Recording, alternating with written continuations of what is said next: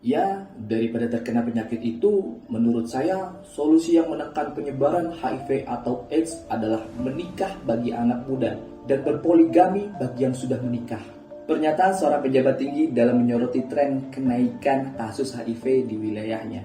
Dia nyederhanain penyebab kasus HIV ini hanya sebatas karena nafsu biologis, Pak. Padahal penyebaran penyakit ini nggak melulu soal seks bebas. Perlu lu ketahui, hampir 6.000 kasus positif HIV AIDS di kota Bandung.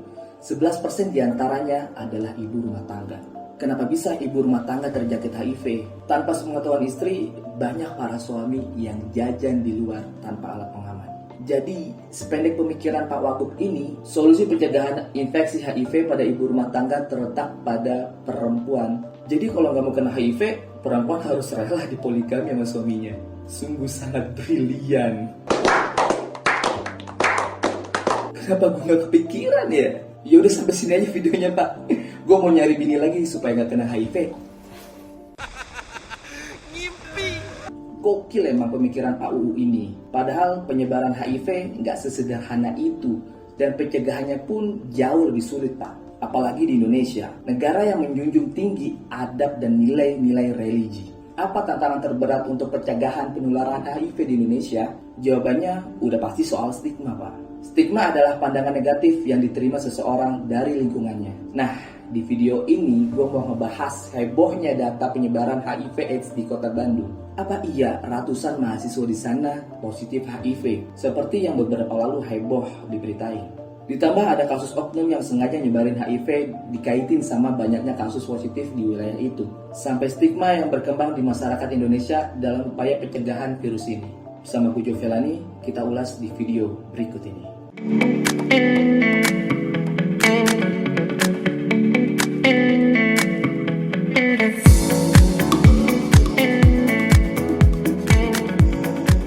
Pernyataan Wagub Jawa Barat mencegah HIV dengan cara poligami panen banyak kritik, Pak. Salah satunya pasangan dia sendiri, Ridwan Kamil.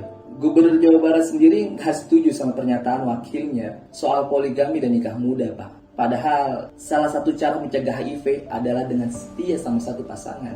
Pakar kesehatan menganggap pernyataan Wagub Jawa Barat ini malah menormalisasi perilaku gonta-ganti pasangan. Kenapa pejabat itu nggak bilang, kita bakal terus memantau kondisi yang terjangkit, menggalakkan lagi penguatan iman dan penjuluhan HIV serta pendidikan seks. Kenapa pejabat itu malah ngeluarin pernyataan yang terkesan religius? Itu karena pendidikan seks di negara kita masih dianggap tabu, Pak. Dia seperti nutup mata, mulut, sama telinga. Padahal selama ini udah ada alat perlindungan dari infeksi HIV AIDS yang bernama kondom. Daripada harus melempar pernyataan konyol, kondom sebagai alat perlindungan dari HIV bukan hal yang baru, Pak. Dan kondom ini efektif banget buat mencegah penularan HIV. Tapi ya gitu, kondom di negara kita dilabeli sama stigma yang buruk sebagai alat seks bebas atau sebagai simbol dari praktek prostitusi.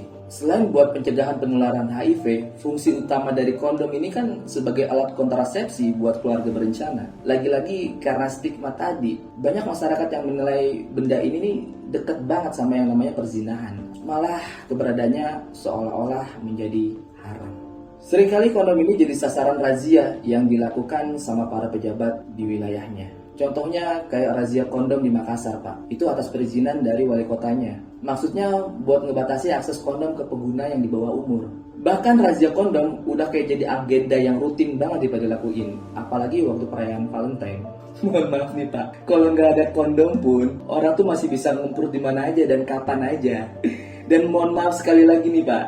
Orang-orang yang belum nikah sekalipun, kondom itu udah banyak, Pak. Nggak cuma pada tanggal 14 Februari. Lucu aja buat orang yang masih tabu soal kondom. Dan menurut gua, kondom itu sebagai benteng terakhir dalam usaha penekanan penyebaran virus HIV. Usaha pencegahan yang utama dan pertama kali tetap yaitu iman dan takwa. Dilanjutin deh tuh sama penyuluhan soal bahaya dari HIV AIDS. Dan yang paling terakhir, ya pendidikan seks sejak dini, salah satunya penggunaan kondom.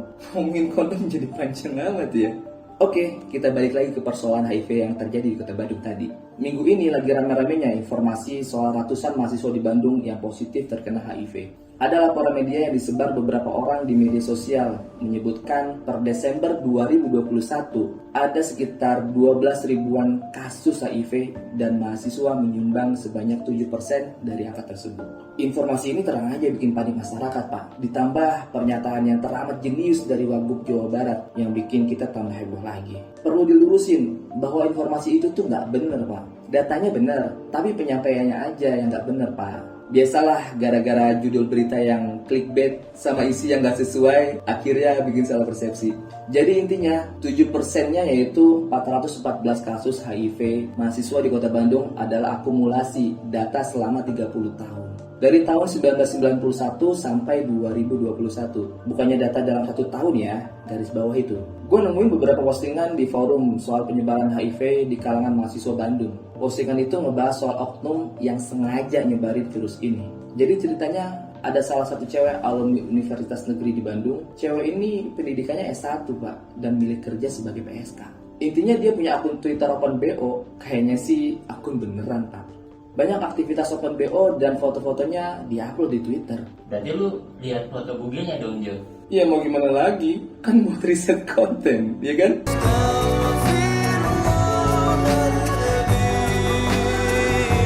Terus apa masalahnya nih sama akun BO? Nah masalahnya nih, cewek ini udah terjangkit HIV, Pak. Dan gilanya lagi, dia masih aja ngejalanin namanya open BO. Dia sempat nih tweet kayak begini. Buat teman-teman yang udah DP dan isi slot, mohon bersabar ya, aku masih masa pengobatan HIV. Kalau aku main pun wajib pakai kondom. Hasil open ini juga buat pengobatan aku. Itu bulan Desember ya, Pak. Bulan November dia nge-tweet kayak gini. Sekali lagi buat klien-klien yang udah positif HIV, jangan tularin ke cewek lain, istri atau pasangannya. Dan jangan nyalain aku, karena kalian nih udah nulis surat bermaterai yang siap terima risiko kalau kena HIV. Ajur dengan perlendiran.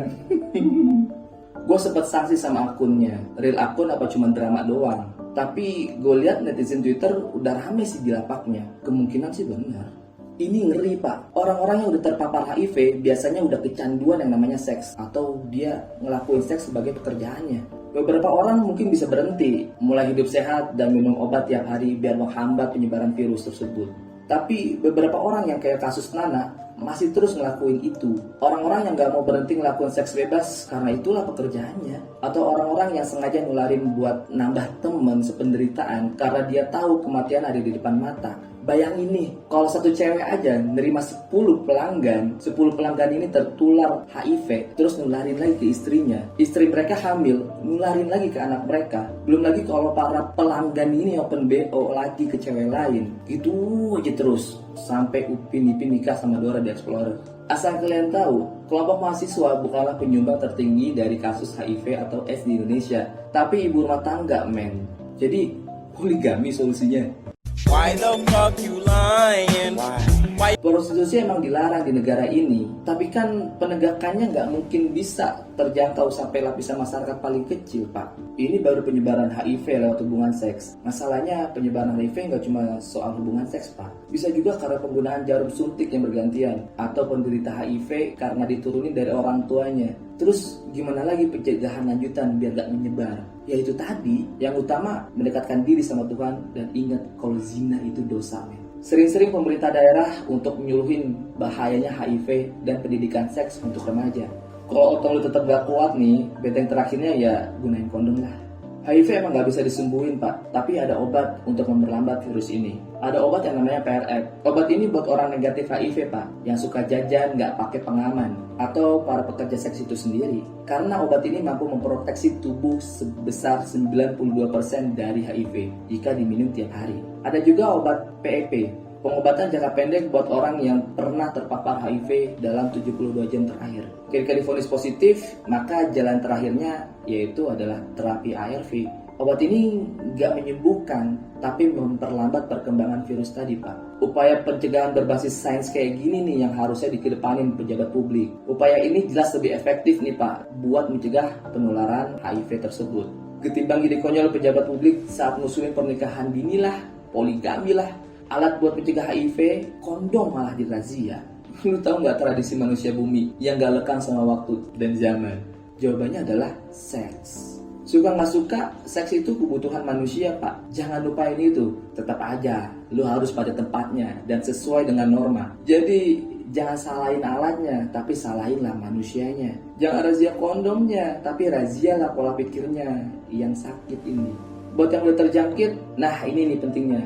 Jangan malu untuk tes darah dan berobat. Pengobatan HIV/AIDS udah dijamin sama pemerintah. Jangan sampai para pengidap HIV ini ngerasa kayak divonis mati. Terus minum obat dan hidup sehat. Jangan lupa untuk terus beribadah dan berdoa. Kalian masih bisa hidup, karena umur gak ada yang tahu. Bahkan untuk orang yang sehat sekalipun, ya nggak? Oke, mungkin cukup sampai di sini penjelasannya. Silahkan lu like kalau lu suka sama konten ini. Dan subscribe buat yang belum subscribe. Gue Jo Felani pamit undur diri. See ya.